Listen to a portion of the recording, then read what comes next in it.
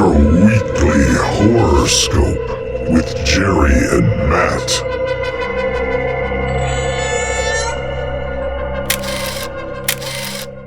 Hey, good evening. Welcome back to another exciting episode of the Weekly Horoscope. Happy holidays to everyone. I am Jerry, your host, here with my partner, Matt. And we're going to wrap up 2022 by something we talk about a lot on this show. We really enjoy imagery, and we always talk about beautiful shot structures and beautiful presentations within horror movies. So our end of year list, we've compiled the top 22 iconic images in horror. And I know, Matt, when we started going through this, holy cow, we could have made a list that was 100 long. Yeah, it feels like it's almost impossible to nail down the right list, but you kind of just do your best, like you said, there's it could be 100, 150, and then just trying to sort it and organizing it is it gets really subjective, but it's fun because there's just so much iconic imagery to talk about. So yeah, and I love all of it. So it is a lot of fun, and you may disagree with our list, and you may have your own things we missed or things you think should be different, and we welcome that feedback. We'd love to hear differing opinions, and this is all about just loving the horror genre and loving the movies that we're talking about. So it's all in good fun. Yep. One thing I did want to chime in is we're posting this week with a brand new logo, and I wanted to thank a couple people. The lovely and talented Christina Quick, graphic design artist out of New York City, made the new logo. Job. Yeah, she's awesome. She made the new logo for us, and she was hired to do so by a friend of the show, listener extraordinaire, and all around awesome person, Sarah. So we're thankful for that, and we're excited about the new logo. Thank you so much. So we'll get going, and Matt, I'll turn it to you. Number 22 on our list. Go ahead, please. Number 22 on the list is a more recent movie, A Quiet Place. One of the things I love about the movie that it does with imagery is it kind of brings back the power of silence, and it almost kind of pays homage to the silent film era, where it uses the silence as the tension in the atmospheric horror. It's actually taking it's reducing the amount of sound to create that terror in the movie instead of using lots of effects. And so that tension to me was really unique and kind of a throwback to the old school style of the silent film era. And I thought they did it brilliantly. Yeah, I agree. One of the things that jump out to me when I think of that movie is the nail on the step. And yes, we've seen scenes in movies where people step on things and it goes through their foot, but in this world of absolute silence, the added gravity of such an act just enhances it so much. Yeah, and the one scene where she has to give birth, the wife has to give birth, and how do you do that quietly? Like the whole film, or like having a baby, having to carry a baby with you. They're just constantly creating these moments of tension where there needs to be silence, and it's just not possible. Yeah, excellent choice. The other couple images that jump out to me is the two kids in the grain silo. Never before has a pile of grain been so overwhelming and intimidating. Yeah. And the opening shot when we're introduced to the silent world, and the young boy with the space shuttle, and the noise goes off. It's such a simple thing and so shocking, and just starts you off on an unbelievable loop for this movie. Because he's just an innocent kid that wants to play with a toy and doesn't understand the gravity of it. And the father's trying to get him, like, no, you can't play with this. It almost feels like he's being punished. And so you kind of feel bad for the kid, and he just, he wants to play with it. You see his sister give it to him in the store, and all is well. But, as they're exiting the store, you see his little hand reach on the counter and pull the batteries, and something awful is going to happen. And they don't pull any punches. A lot of movies might steer away from such a young kid being a victim, and right. They don't. It's something that graphic. Yeah. it's just stark what they're what they're up against. So, Yeah. great choice. Okay, number 21 on our list is The Blair Witch Project from 1999, directed by Daniel Myrick and Eduardo Sanchez. And I remember I saw this movie in the theaters. One of the things that, a buddy of mine was egging me to see it, and he thought it was real. And they really sold the found footage in almost a tribute to, and now would be a great time to mention it. On December 29th, Ruggero Deodato passed away, and he was the director of probably the most infamous movie of all time, Cannibal Holocaust, where he was actually dragged in front of a court and charged with murder because they thought this was a snuff film, and those actors were gone. Part of the actor's contract was they had to disappear from public life for 6 months. So he had to bring them to come to court to say, no, look, hey, we're okay. It was all special effects. This was effects. A movie. Yeah. And they did some of the same things here in that they were unknown actors. And I think of the image I think of the most, maybe people think of the guy in the wall at the end, against the cobblestone wall, which is just creepy and unfounded and confusing. It's part of the lore too, right? That's kind of why they threw it in there. It's kind of like the lore of what happens, like originally. Yeah. And that's a great scene, and it ends, and you're like, what the heck just happened? But the scene I always think of is actually the girl with the flashlight. Me too. And she's broke down, and for unknown actors, these people, they sold the tension, they sold the confusion, and they sold the terror, and it made it so believable. Now, by the time I ended up seeing it, I had found out that it wasn't real, but a similar premise to Cannibal Holocaust, that this movie created all these fantastic moments and had this hook that people were believing it. Yeah, because I remember in high school when it came out, and everyone was jokingly saying it's real, and it became this. It almost became a joke. Like, even if you knew it wasn't, you still try and convince other people that it was. Yeah, it was a really good documentary style horror film. Yep, exactly. And again, right in the exact vein of Cannibal Holocaust, because that was found documentary footage. Same exact layout, but really well done. Mm-hmm. So the next on our list is It from 2017, the remake. One of my favorite iconic one of my favorite movies iconically as far as the imagery goes. I love the scene with him in the sewer when you see Georgie's boat floating down and he has to come and get it, and then that's when you first see him. It's one of my favorite scenes in the entire movie. I love it. Another one is when the kids are walking down into the house, and he first comes out and the kids all scream. That's actually the first time the kids see him from the making of the movie. They actually didn't get to interact with them as an actor. So when he actually comes on the scene and scares them, that's actually them that actually kind of terrified. It was the first time they got to see him.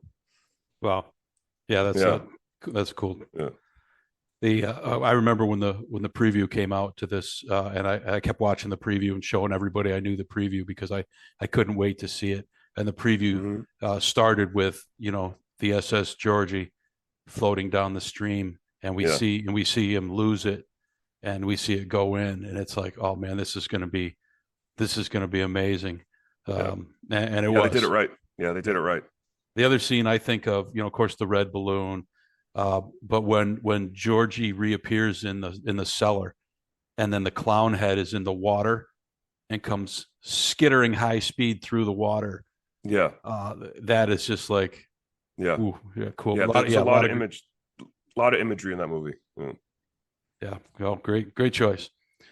Number 19, we have The Phantom of the Opera from 1925.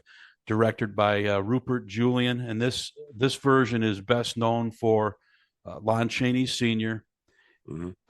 Doing his own self makeup and doing an amazing job. If you watch this film, And if you can picture yourself in a theater in 1925, people hadn't seen anything like this. When he reveals himself for the first time in that famous image of his face, and it's drawn out and it's skeletal, and he's got wisps of hair and the teeth, and it's so perfect. It's almost 100 years old, and there's never been a creepier version of the Phantom. He did this makeup himself, but there was actual reports of women fainted in the theaters, and a lot of men got up and excused themselves and went out in the street to collect themselves from makeup. There's no CGI, there's no real special effects. This is makeup that a man put on himself. That's incredible. So there's a few, the first thing I think of is the reveal when you see the face and that up close, and he's shocked and he's just so creepy. But there's also him playing the piano. Yeah. Which is just ghastly. Like, it's just so creepy. And that haunting boat ride beneath the opera house, also just, stuff of nightmares. And I think despite the age of this movie, some of those images are just knock me out of the park. And that's what makes it so iconic. I mean, to go back 100 years, and seeing these images just influence culture throughout the last 100 years. It's a testament to how good the movie was. Yeah, for sure. That's it for me. Number 18 on the list is Friday the 13th. This was a little bit difficult, like you said, we talked about earlier, because, like you said, he doesn't get the hockey mask until like the third movie. So, right. But that to me is the most iconic part of the entire franchise. It's when you think of Jason, or you say Jason Voorhees, just think of that hockey mask. Or if you just even if you just had like that hockey mask style, if you saw it, you'd be like, oh yeah, that's Jason's hockey mask, But yeah, then in the first movie, like you had mentioned, when at the very end, when he pulls the girl off the boat into the lake, that again was one of the most iconic images in horror films to me. Yeah, I agree. And I remember again watching this, I think maybe on HBO at my grandmother's house when I was way too young to be doing so. But right, I think we all watched these movies when we were way too young. I read that, of course, Tom Savini had done the effects on this movie, and wow. the kills are terrific for 1980, and through the whole series, it's known for its creative kills. But Tom Savini actually came up with that add-on scene with the Jason pulling the girl out of the boat, and he came up with it after watching Carrie with the shock ending with the hand coming up out of the grave, and he thought, well, it'd be nice if we had a shock ending, and of course that introduced Jason into the film, where some people may not know that the killer in the first movie is Jason's mom, enacting revenge. You spoiled it for everyone, Jerry. Yeah, well, it's the movie's 42 years 40 old. years. Yeah. If you haven't caught it by now, you're not going to catch it. But yeah, that introduced Jason, which of course brought 12 more movies and a crossover, and like you said, the iconic hockey mask, and you show that hockey mask to even a non-horror person, they know immediately what it is. Right. So yeah, good call. Definitely iconic. Okay, number 17 on our list. Speaking of Carrie, nice segue here. 1976, directed by Brian De Palma. It is the first Stephen King adaptation from his very first novel, and it's actually a movie that Stephen King himself says is better than his book, which is cool. And we're introduced to Margaret White, Carrie White's mom, who is a religious zealot, and to the excess, she's an abuser, and she really, represses Carrie and makes her in an awful life. And the most famous image to me, and one of the most famous images in all of horror, is Sissy Spacek as Carrie White standing on the stage covered in pig's blood. Covered in blood. Yeah. The only thing you can see is her wide white eyes showing the shock of what just happened. Like that is, to me is the image from that movie. I agree 100%. You also get the prom engulfed in flames and her bloody visage just standing, like immune to the fires. Just it's a great ending and a great movie, and visually it's very iconic. Yep, for sure. And that's all for me. All right. And number 16 on the list is A Nightmare on Elm Street. This movie, this franchise is just, to me, like littered with iconic images from Freddy Krueger walking down, like when they're in the when he's in the basement with the heated furnace basement, when he's walking down there and or walking down the street and dragging his nails across like the wall, or the tub scene when his hand comes up. That's my favorite one, when his hand comes up from the water. There's just so many of them. That's my favorite also. Yeah, that's just so cool. Yeah. They did a lot in that movie to do a lot of visual things. Excuse me. They did a lot with that movie visually to do a lot of interesting scares. Create a lot. They got, you move on to the later movies in this series, and you got the girl's head through the TV. Yeah.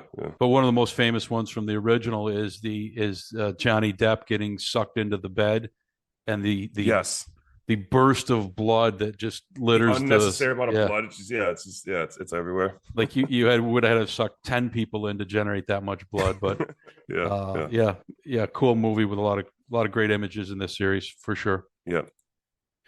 Okay, number 15 on our list is Psycho from 1960, directed by Alfred Hitchcock. It had the first on-screen toilet flush, which I thought was an interesting tidbit. I did not know that. They never showed a flushing toilet before because it was offensive. Right, it was toilet humor. Yeah. They also famously killed off the star early in the film, better before we're even at the halfway point. And I think it was. I'm going to subvert expectations at every turn. So when you get of course, the most famous is the shower scene, and you have both sides of that. You have the scream from Janet Leigh, and that picture of her screaming face is iconic. But you also have the shot in shadow of what appears to be an elderly woman with the knife perpetrating the stabbing, of course, with the iconic music. And they show the blood swirling down, which was a little bit taboo at the time. Yeah. In the final scene, I think of course, the image of the hotel up on the hill is iconic. But at the end, when they reveal Mrs. Bates' skeletal remains, and you figure out, none of this was what it seems. That's also pretty iconic, and probably a lot of these modern movies don't exist without this one. Right. I mean, it goes back to being one of the original slashers, right? Just like you said, that knife scene to me, just one of the most iconic images ever. Yep, for sure. All right, moving on. Number 14, The Wolfman, a movie we had previously covered. I considered one of the most iconic monster movies of all time. Lon Chaney Jr. Specifically with the transformation. Just that look that they had given the Wolfman, I think, was just resonated for years. Like that's kind of how like the werewolf would look after he transformed. And also the atmospheric, like the way they did the atmosphere with like outside with the fog. Like out in the moors and stuff like that. It was very, very atmospheric and iconic. Yeah, for sure. We got the Jack Pierce designed yak hair on Lon Chaney Jr. Yep, the yak hair. Yep. The fog and the shadow and the emerging from behind a simple tree. All really cool, really cool stuff. Beautifully shot film. Mm-hmm. All right, excellent. Number 13 on our list is Hellraiser from 1987, directed by author Clive Barker. And there is this really pushed the envelope for some sadomasochistic imagery and some human torture. We have of course, the iconic puzzle box that Yeah. went on to live through however many sequels and remakes they ended up making, all of diminishing quality. We have the scene where Frank opens the box and the chains come from infinity, Yeah. but attach and start tearing at his flesh. Which I think is the most iconic part of, other than Pinhead. I would just say like the chains coming out, and whenever you watch a Hellraiser movie, you expect to see those chains come. They're coming from somewhere. Yep. Yeah, for sure. And of course, you mentioned the Cenobite, specifically Pinhead, who was just iconic, and you get another image that you can show anywhere. Show that to anyone. Yeah. And one of the things I thought was one of my favorite images is skinless Frank in the original. Yes. Seducing Julia once again, but you're just looking at muscle and sinew and blood and wet and moisture. He's like dripping goo. Yeah. He's like, what's wrong? He's just whispering in her, he's just, you got to help me, Julia. And, he's still and she's going for this seduction, even though it's this skinless creature that's been recreated from blood. Just some crazy imagery, and it looks like great movie, Hellraiser at number 13. Yeah, absolutely.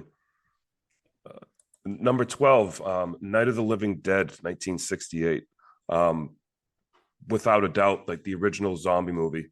It sort of just, the movie gives us the rules for zombie movies. They're shooting off their heads, and the way they move, and the way the motor skills of the zombies, and it was shot in black and white, right? I mean, that was done on purpose, or is that done because of budget restraints? I believe it was budgetary restraints. It was budgetary restraints, but it certainly adds to the. I was going to say, because it creates that that like almost like nostalgic horror feel to it. It kind of brings it back to the older films. It also allowed them to use, obviously there's blood in this movie as there's zombies and they're devouring and doing all kinds of things. It allowed them to use chocolate syrup as their blood mixture. It was inexpensive, and it gave the right flow. And in black and white, you absolutely couldn't tell the difference. Interesting. So that was kind of cool. I think of, obviously we had Dwayne Johnson as an African-American lead, which was groundbreaking, and unfortunate that it had to be groundbreaking, but it was. And I always think of the boarded up farmhouse, and you see the arms breaking through, and you see the boards. And I specifically think of the Michael Jackson video Thriller, and how they mimicked that. It was iconic that it was, we're going to do the same thing. Basically, we got these boarded up houses and people are going to break through. And, it's almost, paying homage to it. That's how great it was that they just created this iconic like imagery that was so standard that everyone else had to use it. Like you said, like the multiple hands coming out, you see that in every zombie movie. It was the standard. Night of the Living Dead. Excellent. Okay, we're really getting into some heavy hitters here now. Number 11, we have Jaws from 1975, directed by Steven Spielberg, known for being the first summer blockbuster. If you're doing a list on theme music, it's probably got the most iconic theme music. John Williams creating the score, and you hear that dun, dun, dun, and somebody's ass is getting 2 notes. Yes, it's 2 notes. Somebody's getting eaten.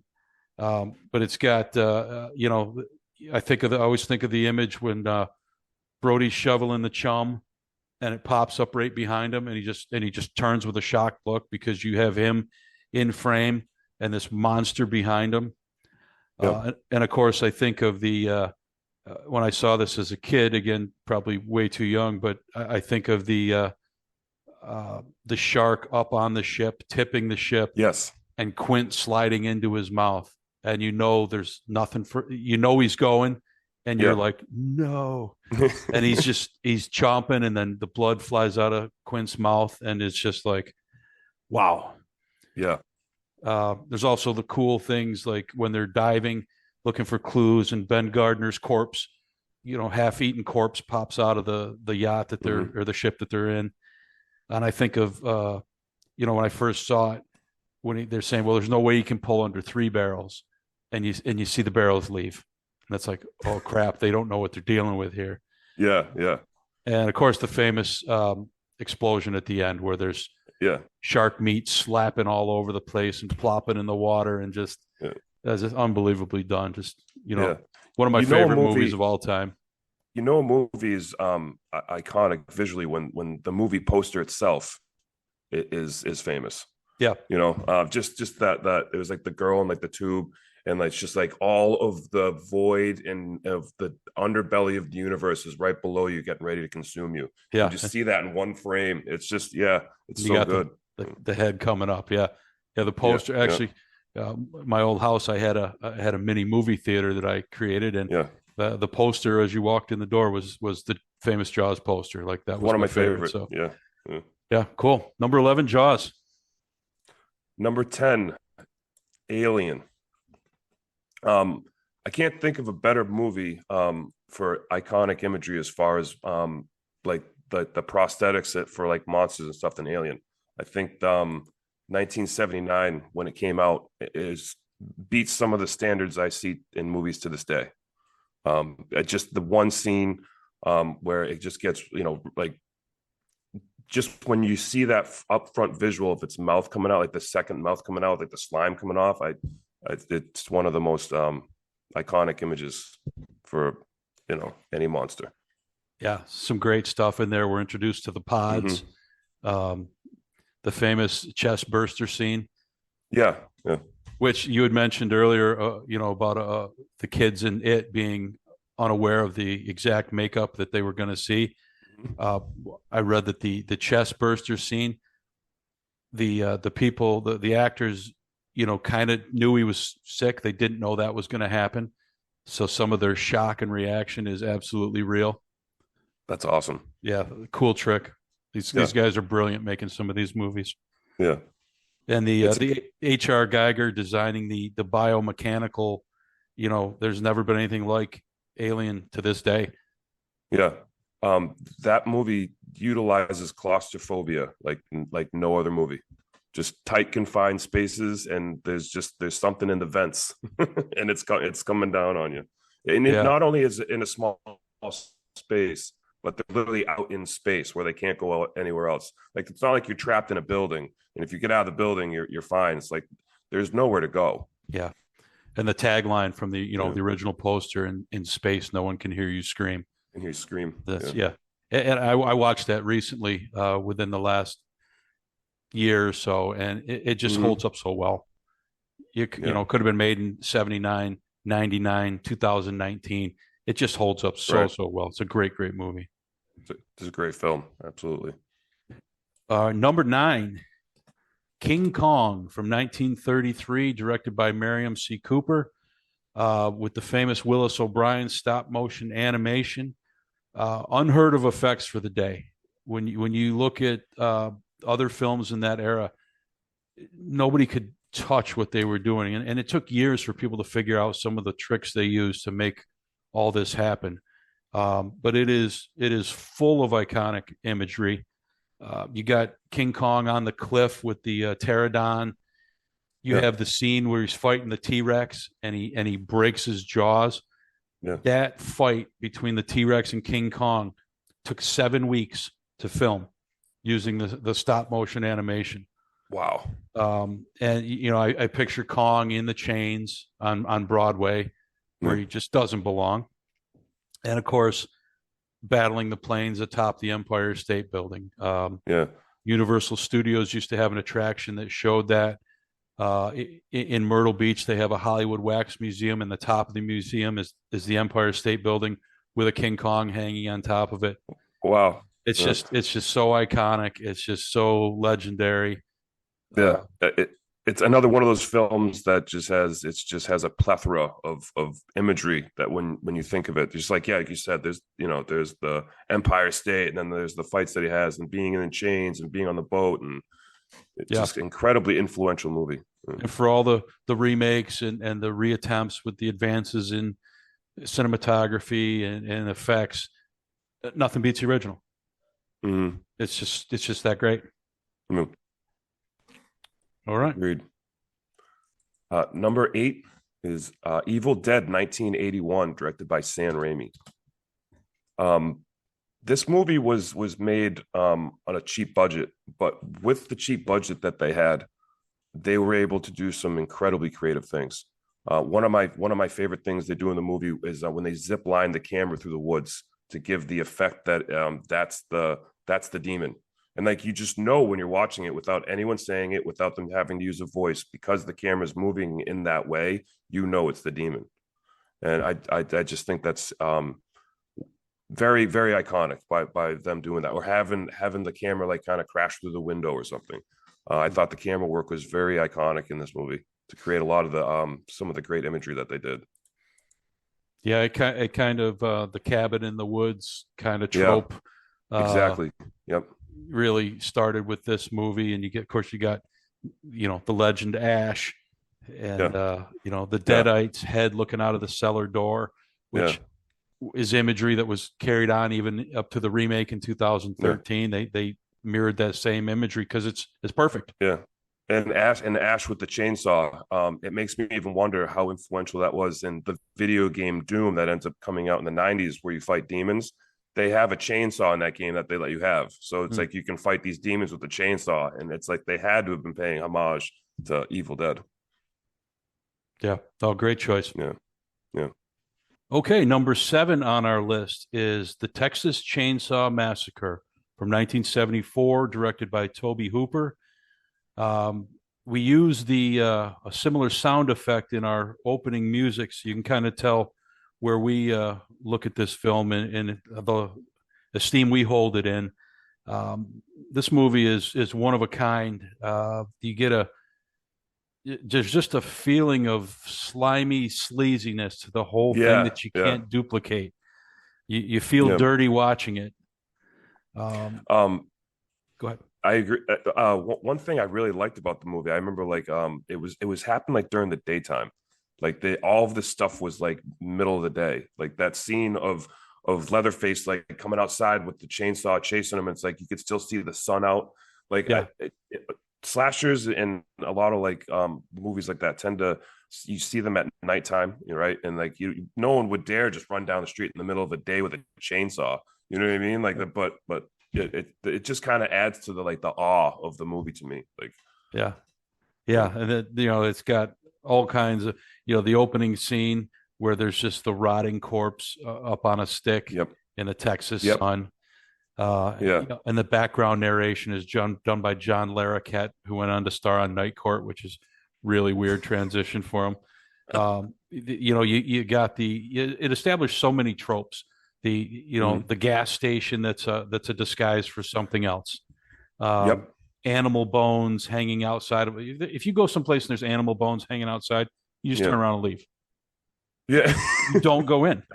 Right. You got even just like those like dilapidated houses that you'd see, and they're just like kind of covered in vines and like old stuff, and it's like the old broke down cars. They're like when you're younger and you're walking down the street and you saw that, you avoided it. You were just like, no, that's the Texas Chainsaw stuff. Texas Chainsaw House. I'm not going anywhere near there. Yeah. And you have the great scene where we first see Leatherface, where that's just that metal door slides open.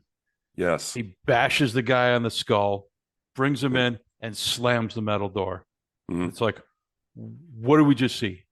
Yeah. That's one of my favorite parts of the entire movie, because that sets everything off. And also that scene where they're at the dinner table, and it's just like you just have these like evil psychopaths just nonchalantly having dinner, and they have this like the person's captive there. Like, what is going on? Yeah, they're cannibals, and is grandpa dead or like, is he rotting? You got the crazed hitchhiker. Ed that they Neal had earlier, that they found earlier. He's of course part of it. Just lunacy. Of course, you get the scene of Sally Hardesty finally escapes in the morning light, like you're talking about, and she's in the back of this pickup truck, and just the terror on her face. You know, she might be the original final girl. Yeah. She's covered in blood and her eyes are huge, and she's just can't believe what she just got away from. And then we see, you know, as you described, Leatherface doing this, you know, chainsaw dance in the sun. Yeah, just going in circles and stuff. Yeah. And you're like, what the hell did I just see? What did I just watch? Awesome movie. Yeah. Number 6 is Halloween, 1978, directed by John Carpenter.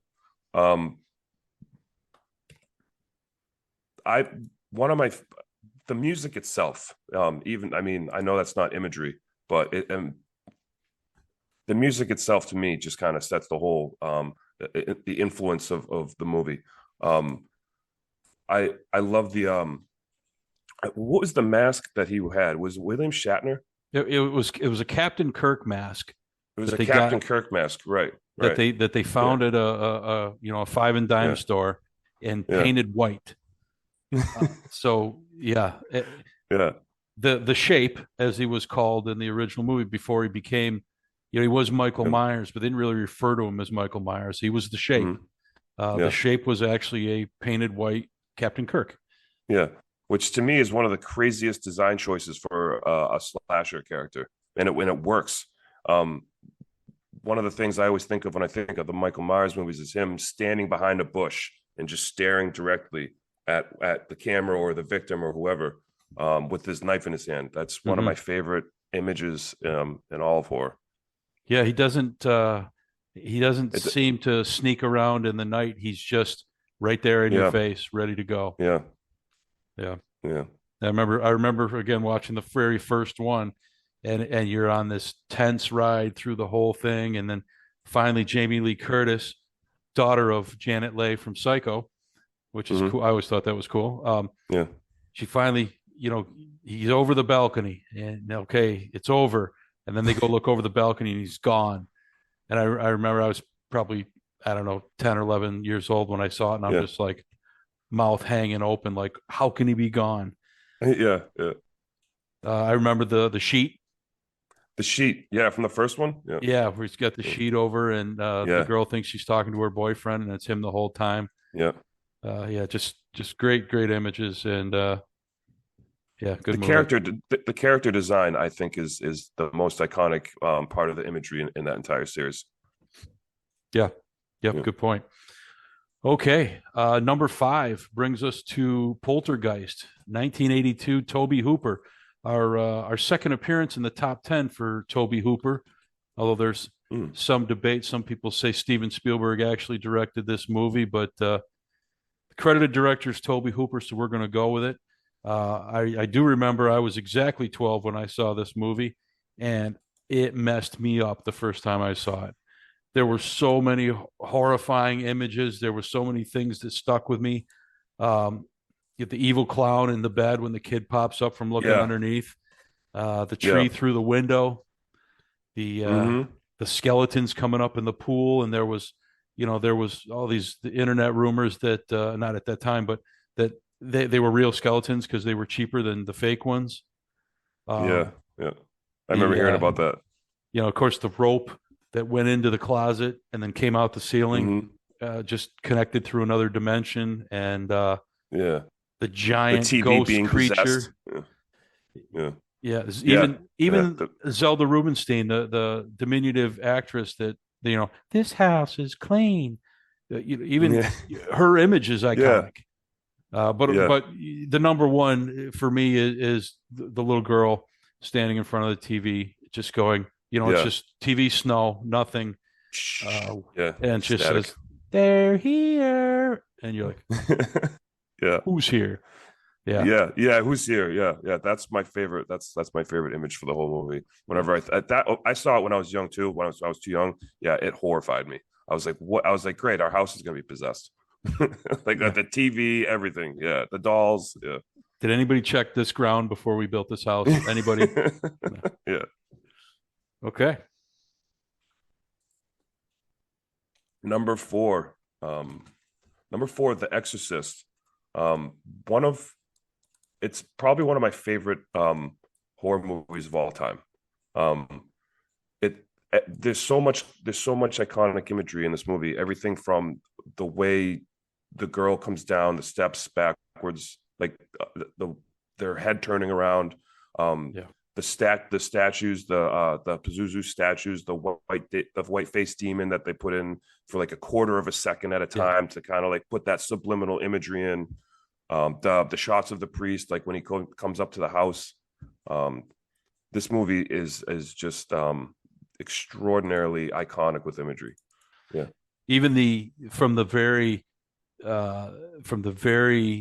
image of Linda Blair, as Reagan McNeil, the incredible makeup by Dick Smith, just her tortured image, this poor young girl, with is iconic. The green throw up on her, the pea soup projectile vomit. I noted many of the same ones that you did. The subliminal Pazuzu.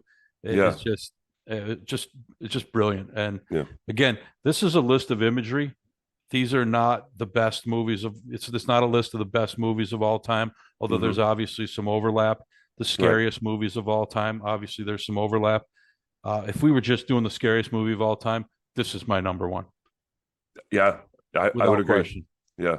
I mean, even because what they did subliminally, they put so many tricks into the movie. Like one of the scenes when they were in the possession, they took when Linda Blair is being possessed in the bedroom, they used the sound of a swarm of bees, and they added that to the background, so you can't really know that you're hearing it because it's added with other things. But the sound of swarming bees is horrifying to people. So they have this subliminal sound in the background that just creates tension, and you don't even realize it. Yeah, and they just do so many things like that throughout the movie. The room being frozen, so everybody's breath is cold. And the room really was frozen for that. There's just so many layers of unnerving tension. It's incredible movie. It's a movie we'll have to go through eventually, for sure. Yeah. Okay, number 3, The Shining, 1980, Stanley Kubrick. The Overlook Hotel, just the broad panned imagery of that hotel invokes feelings of terror and unease. It's just such an intimidating, odd structure. Of course, you got the bloody elevator shafts. You got the twins. You got the haggard old woman from room 237 that starts out as a beautiful young woman and turns into this nightmare. You got red rum being written on so many. Jack Nicholson frozen in the snow. And of course, the number one in this movie for me is the axe through the door and the face through the door saying, "Here's Johnny," which was improvised. People know that scene even if they haven't seen the movie. They know exactly what it is. Yeah. What puts this movie so high up on the list, in my opinion, is if you read horror guides or books about horror movies, or even the Encyclopedia of Horror Movies edited by Phil Hardy, this image is on the cover. It's used. That's how iconic it is. It's used to identify, this is a book about horror, and we can tell you because we got this scene from the Shining on the cover. So it's way up there in my opinion. Yeah. I mean, even the typewriter scene, all work and no play make Jack a dull boy. And then she discovers that. And even that's, I mean, anyone who has a job knows that. Yeah. All right. On to number 2. Number 2, Frankenstein, 1931. One of the most iconic monster designs of all time. We still use it to this day. It's coming up on like 100 years. I mean, Mary Shelley wrote that in 1818, I believe. So it was another 100 years before that monster was really fleshed out onto film. And then that character that was on film in 1931 is the one we use to this day that you see on Halloween. Yeah, that little kids wear. One of the most iconic images ever. Yeah, so many. You're right. The Jack Pierce makeup design with the knobs and the flat head. Yeah. If you go if you go to the Halloween store and you get a little kid's Frankenstein costume, that's what it looks like, or that's what it's based off of. That's what it was. Yeah, it's that same one. Yeah, it's alive. Yeah. You got Karloff was the best to ever play the role, without question.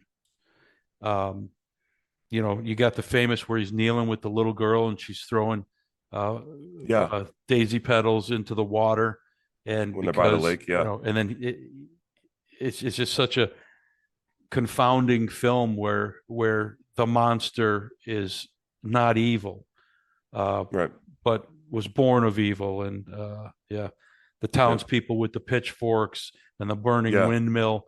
Again, those are things that have been copied in so many movies since then. Especially the pitchforks. Yeah, the mob with the pitchforks. That's become iconic in itself. Yeah, for sure. Excellent. Okay, last but not least, speaking of old movies, the number one on our list is Nosferatu, subtitled A Symphony of Horror, from 1922.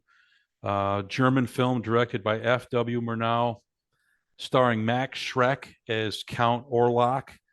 I read this as a kid and it blew my mind that Schreck in German directly translates to the word terror. So this portrayal, Max Schreck is just an animalistic portrayal of a vampire. For again, we're exactly 100 years old. The end of 2022, and realizing that this movie was 100 years old was what kind of brought this subject to our forefront. Yeah, in my opinion, there's never been a creepier vampire image put on screen in the 100 years since. I agree. Yeah, the long fingernails, the pointy ears, the beady animalistic eyes. Yeah, just amazing. I think they made the Dracula vampire character more romanticized, whereas this one was just more animalistic and just terrifying looking. Yeah. Even with the way its eyes like light up when he looks up from the bed, it's just like horror. Yeah, like an animal, like you're like in the headlight, like you're like in like a deer in the headlights. Yeah, with the long fingers, and it's just the shadow scene when he's emerging from behind. I think to this day that's still used in movies. We were talking about that a couple episodes ago. The shadow up the steps it's been copied hundreds, if not thousands, of times, and it's the great use of shadow and light, because he's already this creepy image. And then as you do his shadow, you can stretch it, and his long fingers can get longer, and his pointy ears get pointier, and you can manipulate the shadow and the light into this even more genius, shocking image. And like I said, 100 years old. I can't think of a creepier vampire. And for a silent film too, when you listen to the music, the way they utilize violin, you hear that in modern horror movies now. Like the way they had the shrieking and the violin usage was brilliant. I think it set the tone for 100 years to come. We're very lucky because this is an unauthorized version of Dracula. They changed the name, but the story is a lot of similarities. And the filmmakers were sued, and the order was for all copies were supposed to be destroyed. And we're so lucky that they weren't. And this film exists for people to enjoy to this day. And I've seen different versions where you mentioned the music. This is in public domain. So I've seen re-releases where people will record a new symphony to this movie and release it. Or I've even seen a hard rock band do a score to this movie and release to their own score. So there's different versions out there with the music, but the imagery is untoppable. Wow, that's interesting. So that's it. That's our top 22 iconic images of all time. And again, you could have disagreements or other things that you think we should have included or we left out or we got them in the wrong order. That's fine. This is all for just discussion and love of the genre. Just let us know if there's something we missed. Yeah, you can find us. We're on Twitter. We're on TikTok. We have an email, theweeklyhoroscope@gmail.com. You find us on YouTube, our whole podcast with videos and imagery. We'd love to hear from you. We'd love your feedback. We love doing this for you, and hope you enjoy being with us. Awesome. All right. So next week we'll be back with a regular episode. Our topic is going to be giant creatures. We figure we kick off 2023 big, so we're going big. Yep. All right, well, that's our show for this week. Again, thanks everybody for listening. Look forward to talking to you next time. All right. Thanks, everyone. Thanks, Jerry.